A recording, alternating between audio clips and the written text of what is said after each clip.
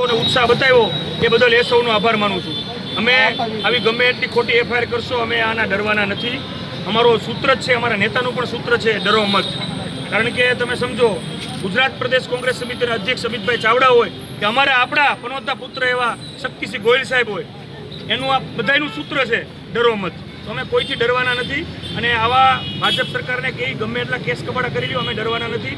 Double તાકાતથી Congress પક્ષનો સૈનિક લડશે અને જીતશે. લાલબા, તમને કેટલી સમય સુધી તમારે પૂછપરછ ચાલી? શું પૂછપરછ મારી ચાલી. પૂછપરછમાં તો બીજું પૂછવાનું કંઈ હતું જ નહીં, કારણ કે મેં કીધું હું ક્યાંય છું જ નહીં. આ બધા વિડીયો આવ્યા છે, વિડીયો જોઈ લ્યો, વિડીયો બધા વાયરલ થયા છે. પોતે જે કેન્ડિડેટ છે પોતે બોલે છે કે અમે અમારી મરજીથી ગયા છીએ, અને કોઈ ઉમેદવાર એની રીતે જાતા હોય એના માટે શું FIR કરી દેવાની? અને હું જે માણસ ફરિયાદી છે એને ઓળખતો પણ નથી. એટલે બધી વસ્તુ મને સંપૂર્ણ વિશ્વાસ હતો. મેં ત્યાં પણ કહ્યું હતું કે મને ન્યાયતંત્ર ઉપર સંપૂર્ણ ભરોસો છે અને મને ન્યાય મળશે.